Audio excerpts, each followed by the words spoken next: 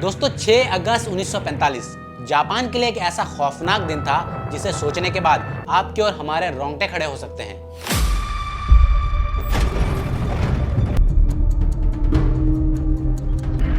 Visibility is excellent, command. Wind speed up.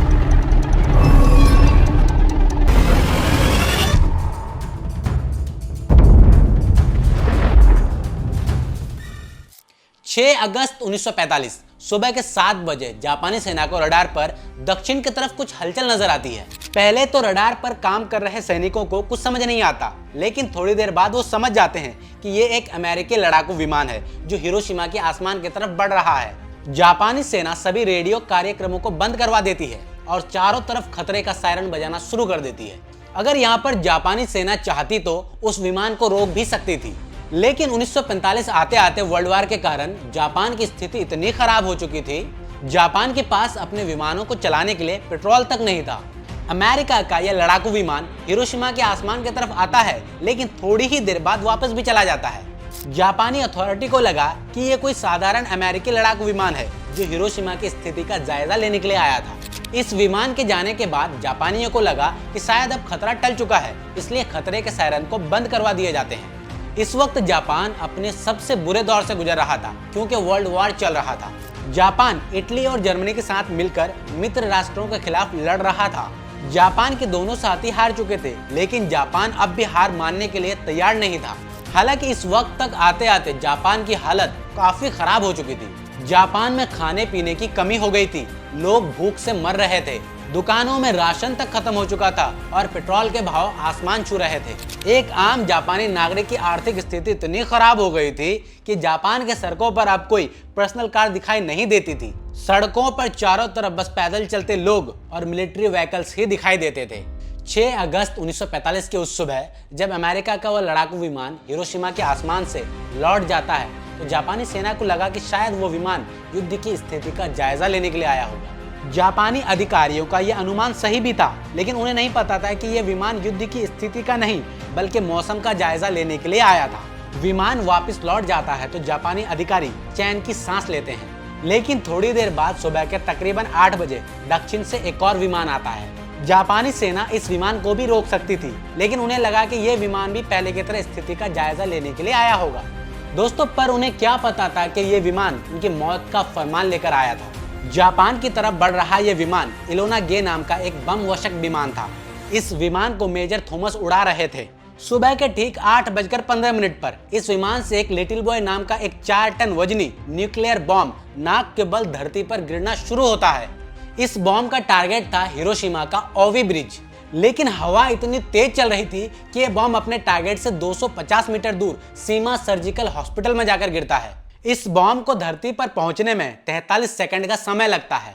इस bomb की शक्ति 15,000 TNT के बराबर थी और जब यह फटा तब तापमान 4000 डिग्री सेंटीग्रेड तक पहुंच गया। आसमान में उड़ रहे एक दूसरे अमेरिकी लड़ाकू विमान के पायलट चार्ल्स स्विमी बताते हैं कि जब वो बम फटा तो इतनी तेज रोशनी हुई मानो सूरज धरती पर आ गया हो। यह विस्फोट इतना भयानक था कि कुछ ही पल में कंक्रीट से बने इमारतों को छोड़कर धरती पर मौजूद हर चीज धुआं बन गई। जिस जगह विस्फोट हुआ उसके 15 किलोमीटर के दायरे में आने वाली हर इमारत का शीशा चकनाचूर हो गया। सिर्फ कुछ ही पलों में हिरोशिमा शहर की अधिकतर इमारतें धराशायी हो गई। उस वक्त देखकर ऐसा लग रहा था कि मानो हिरोशिमा में आग का तूफान आ गया हो। सिर्फ कुछ सेकंड पहले ही जिस हिरोशिमा की आबादी 2.5 लाख की थी, वो सिर्फ अब 1,60,000 ही बची। 80,000 लोग एक ही पल में राख बनकर रह गए। अमेरिकी लड़ाकू विमान इलोना गे के पायलट पॉल टिप्स बताते हैं कि The day was clear when we dropped that bomb. It was a clear, sunshiny day, and it was visibility was unrestricted. So as we came back around, again facing the direction of Hiroshima, where इसी विमान के पिछले हिस्से में बैठे Bob Karen अपने Kodak कैमरे से उस भयंकर मंजर की कई तस्वीरें भी ली, जिनमें देखा जा सकता है कि विस्फोट के कारण आसमान में बैंगनी बादल बन गए थे और इन बादलों के बीच से मशरूम की तरह दिखने वाला एक बहुत बड़ा सफेद धुएं का गुबार ऊपर की तरफ उठ रहा था। इस धुएं के गुबार को द डेड मशरूम के नाम से जाना जाता है। इस मशरूम के नीचे वो 80,000 लोग थे जो कुछ समय पहले तक जिंदा थे। 14 साल के फूजियो तारिकोसी 6 अगस्त के उस समय धमाके वाले जगह से कुछ ही दूरी पर मौजूद थे। विस्फोट वाली जगह के इतना नजदीक होने के बावजूद भी फूजियो उन चंद खुशनसीब लोगों में से एक थे जो जिंदा बच गए। फूजियो बताते हैं कि उस सुबह मैं अपनी माँ के साथ नाश्ता कर ही रहा था कि तभी हमें आसमान में जोर की गड़गड़ाहट सुनाई देती है। हम लोग दौड़कर बाहर आते हैं। पहले तो हमें लगा कि वह किसी प्लेन की गड़गड़ाहट होगी, लेकिन जब हमने आसमान की तरफ देखा तो वहां पर कोई भी प्लेन नहीं था। हमने देखा कि उत्तर पूर्व की तरफ से एक छोटी सी बॉल जमीन की तरफ आ रही है।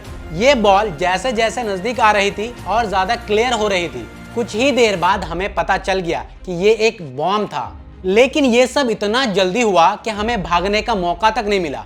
जैसे ही वो बॉम्ब जमीन पर गिरा, एक तेज रोशनी के साथ इतना भयानक धमाका हुआ कि पहले तो मैं अंधा हो गया। अचानक से मेरे पैरों के नीचे की जमीन इतनी जोर से हिले कि मानो की जमीन फट गई।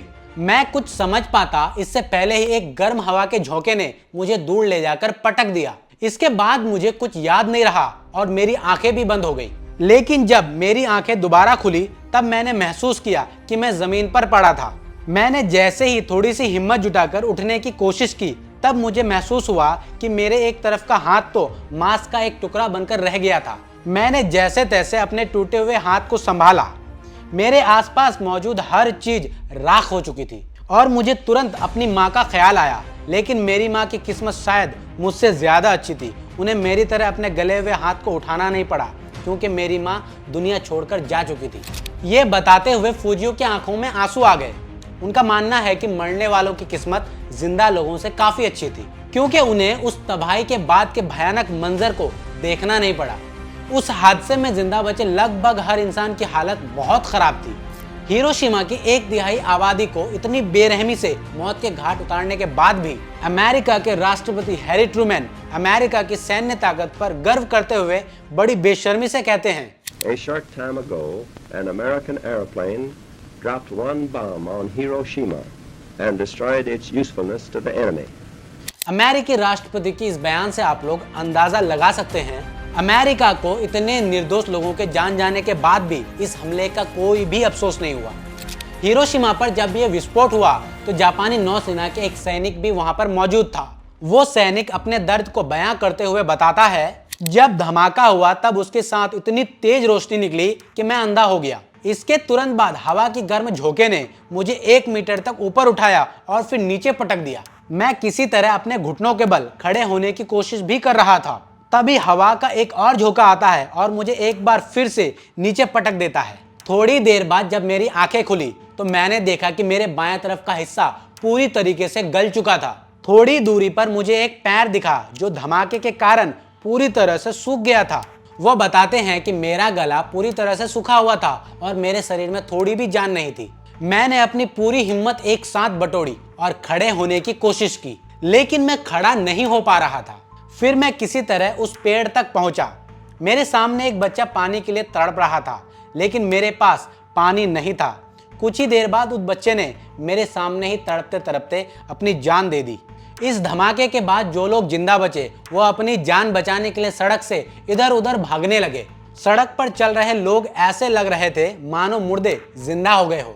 सभी तड़पते हुए लोग पानी के लिए चीख रहे थे, पर उन्हें पानी भी नसीब नहीं हुआ। These reports claim to show the atomic bombing of Hiroshima, Japan. The world's first atomic bomb. La première bombe atomique de l'histoire. Atomic bomb hit an enemy target. हालांकि इस विस्फोट के बाद सुबह के 11 बजे बारिश भी होती है, लेकिन ये बारिश पानी की नहीं थी, बल्कि ये विस्फोट के कारण उत्पन्न हुए रेडियो एक्टिव पदार्थों की बारिश थी। इस बारिश में जो पानी बरस रहा था वो ग्रीस की तरह काला था। उस वक्त उस बारिश के कांटेक्ट में जो भी आया उसे स्किन कैंसर जैसी जानलेवा बीमारियां तक हुई। कई आंकड़ों के मुताबिक उस वक्त विस्फोट के तुरंत बाद 80,000 लोगों की जान गई, लेकिन विस्फोट के कारण जो प्रभाव उत्पन्न हुए उनके कारण 60,000 लोग और मारे गए। अमेरिका के हमले के सामने पूरी हिरोशिमा और जापान ने तो दम ही तोड़ दिया, लेकिन अमेरिका के नापाक मंसूबे अभी भी पूरे नहीं हुए थे। इस हमले के ठीक 3 दिन बाद 9 अगस्त की सुबह अमेरिका एक बार फिर जापान के एक और शहर नागासाकी पर एक ऐसा ही परमाणु हमला करता है। पहले यह हमला जापान के औद्योगिक शहर कुकुरा पर होने वाला था, लेकिन मौसम खराब होने के कारण हमले की जगह बदलकर कुकुरा की जगह नागासाकी कर दिया गया। घड़ी में जब सुबह के ठीक 11 बज रहे थे तभी अमेरिकी लड़ाकू विमान V-29 अपनी वैली से फैट मैन को रिलीज करता है। 4500 किलो वजन वाला ये बम हिरोशिमा पर गिराए गए लिटिल बॉय के बराबर ही ताकतवर था। 52 सेकंड तक हवा में गिरते रहने के बाद जमीन से 500 फीट की ऊंचाई पर यह बम फटता है। शहर से बाहर काम करने वाले कुछ मजदूर बताते हैं कि जब यह बम फटा तो पहले तो उन्हें कुछ समझ नहीं आया, लेकिन जब बाद में उन्होंने देखा तो चारों तरफ लाशें ही लाशें पड़ी थी। उनमें ऐसे कुछ मजदूर बताते हैं कि हमने पहले कभी परमाणु बम के बारे में नहीं सुना था, इसीलिए हमें कुछ समझ नहीं आ रहा था। जो लोग जिंदा बच गए थे वो लोग मदद के लिए चीख रहे थे। जिस जगह विस्फोट हुआ उसके 1 किलोमीटर के दायरे में हर चीज या तो धुआं बन गई या तो राख बन गई। लगभग 74,000 लोग इस हमले में मारे गए और इतनी ही संख्या घायल लोगों की भी थी। नागासाकी पर हुए हमले के बाद अमेरिकी राष्ट्रपति हैरी ट्रूमैन एक बार फिर से अपने देश को संबोधित करता है। And says, "Now I am become death, the destroyer of worlds." Hiroshima और नागासाकी पर हुए हमले और 8 अगस्त को सोवियत यूनियन ने जब जापान के खिलाफ मोर्चा निकाल दिया तो जापान ने हार मानकर 6 दिन बाद सरेंडर कर दिया और इसी के साथ वर्ल्ड वॉर भी खत्म हो गया।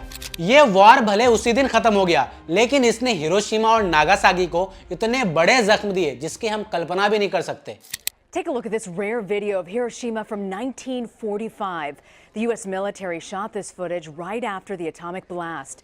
दोस्तों उम्मीद करता हूं कि आप लोगों को हम लोगों का ये वीडियो बहुत ही ज़्यादा इंटरेस्टिंग लगा होगा। अगर वीडियो इंटरेस्टिंग लगा है और वीडियो अच्छा है तो वीडियो को लाइक कीजिए, चैनल को सब्सक्राइब कीजिए और अच्छा कमेंट कीजिए और ये इस चैनल को ज़्यादा से ज़्यादा लोगों के पास फैलाइए और दोस्तों को सब्सक्राइब करवाइए।